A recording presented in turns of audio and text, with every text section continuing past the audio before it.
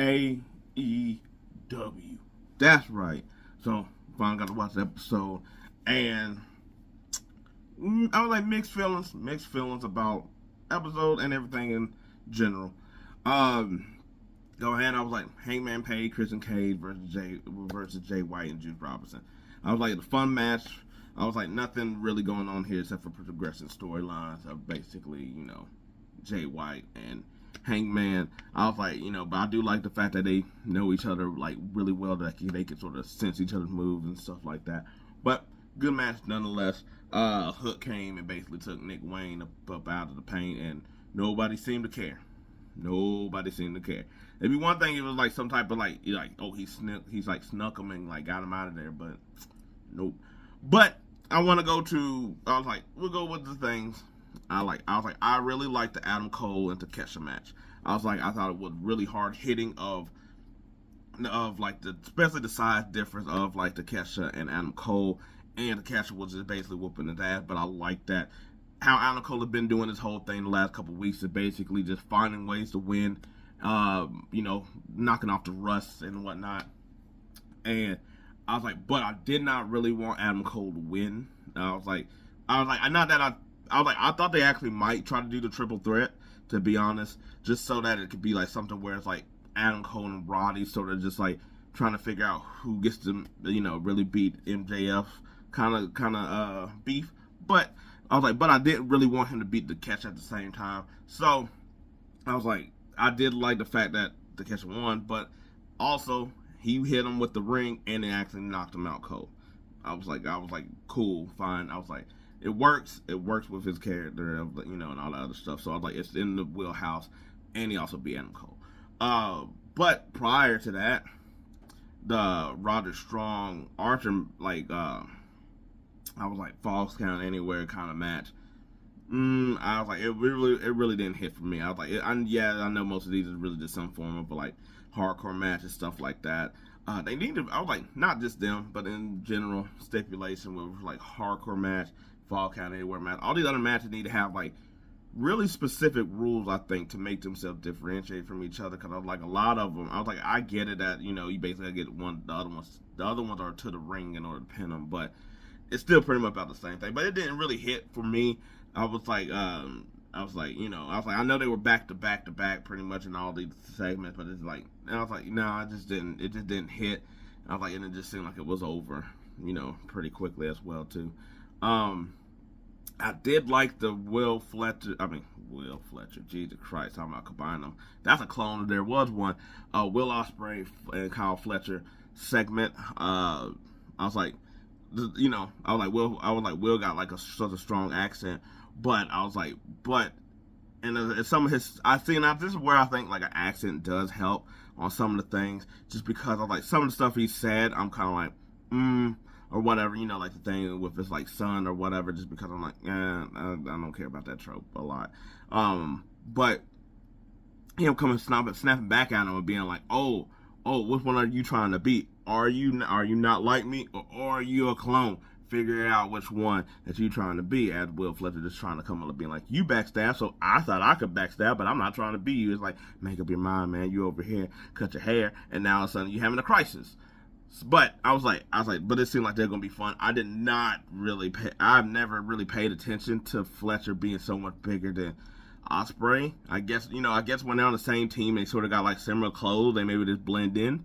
But I was like, so I think that match is gonna kill. I was like, the promo between them, I thought was fairly well, and stuff like that. And I like the way that Fletcher sort of just seems pompous in the way that he acts and stuff.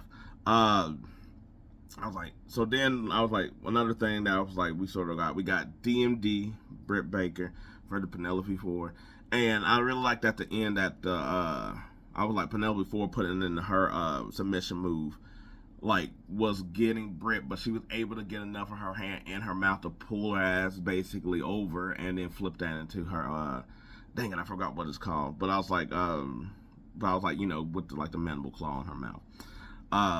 I was like, so I like that, the ending to that one or whatever like that. I was like, I hope they give her something to really do. It seemed like she's not really a thing like she used to be anymore. So I hope that sort of flip-flops around. The Mercedes Kris Statlander thing, I thought it was funny just because I was wondering if they was going to do something like that, but I thought it was going to be just like one of the doors. But they had one of the walls there to take her out or whatever. Still a cool visual. Still was fun to see or whatever. I didn't even realize Camille was behind Mercedes when she did do the spear. So that is a cool visual of that, of just being like, yeah, knocked out both of them and all of them are hurt. I was like, okay, so I'm going to go to the whole Jon Moxley Death Rider segment. Now, I've been on board with the whole Jon Moxley New World Order kind of thing, Death Rider taking over AEW, whatever like that. And for the most part, I was like, yeah, I thought it'd been good. I thought it'd been fine. But this segment, it just didn't hit. It just seemed like, first of all, you had somebody be like, go back to Roman. And then also, which I could tell you that how the segment was that was able to really, that somebody said that. That was at the beginning of the promo. But then I was like, for him to, it's like, it went from like talking about them to being like about Wheeler Yuta a lot. And it just seemed like it didn't grasp with anybody.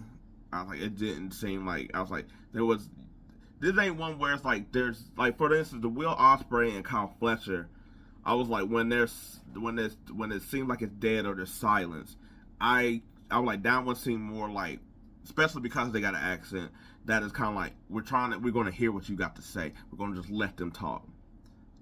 But with the Jon Moxley Orange Cassidy thing, there was nothing. Not as bad as that Bobby Fish one. But, and I mean, folks, where's the lie?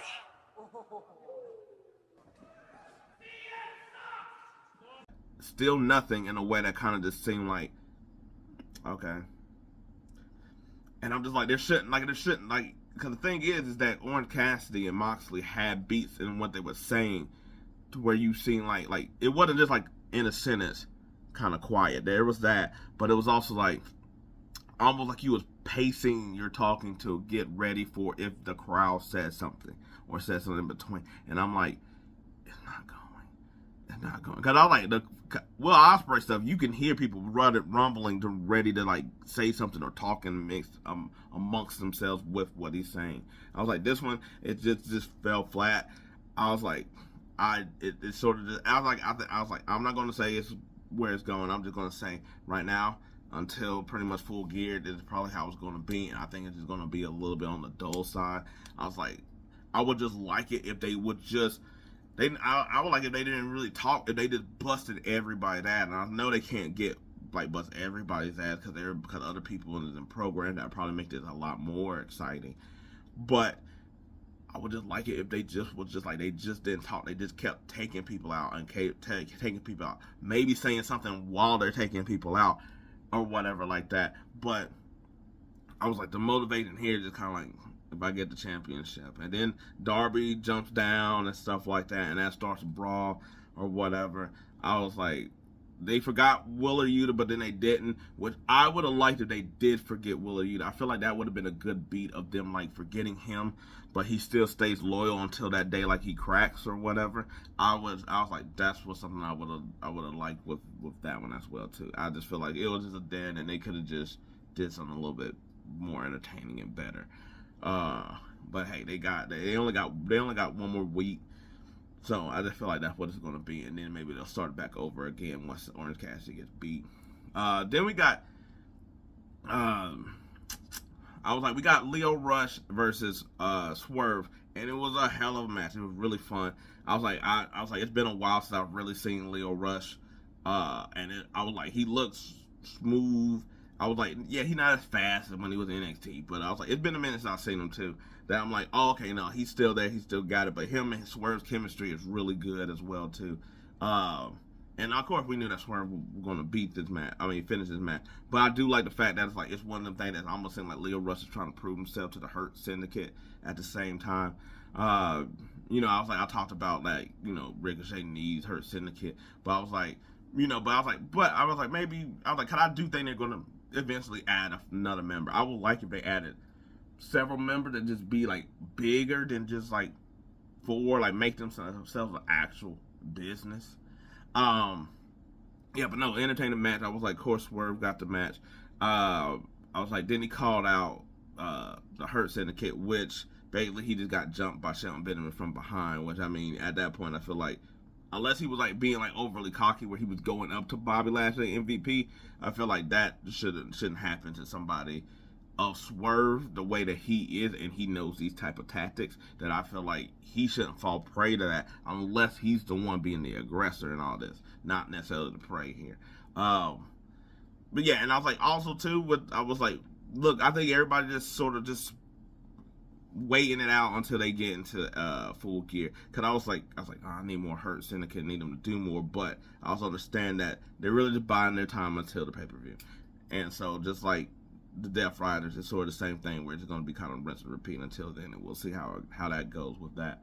Then at the end we got FTR versus, I was like, the Kings of Black, Malachi Black and Brody King, and I was like, fun match. I was like, FTR and them always put on good matches. Only thing I was like, first of all, they got the win. I was actually sort of surprised that they got the win, and also I was like, what's up lately been with the camaraderie? You know, I was like, not saying that, you know, they're not cool and our friends and all this other stuff.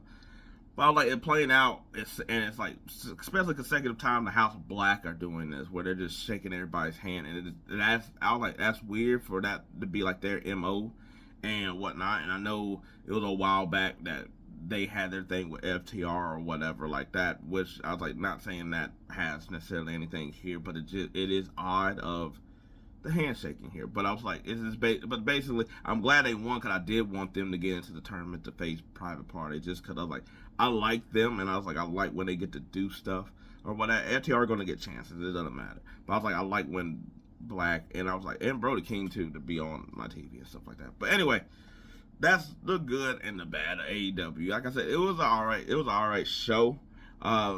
Nothing crazy happened, but also we're really close to the pay-per-view, and normally with all these, you only could do so much until, you know, you're basically saving it for the pay-per-view, and then guess what? We'll start all over again. But anyway, let me know what y'all think. Until then, I'm out all day, every day, no problem. Let's get to it. Peace. I'm out.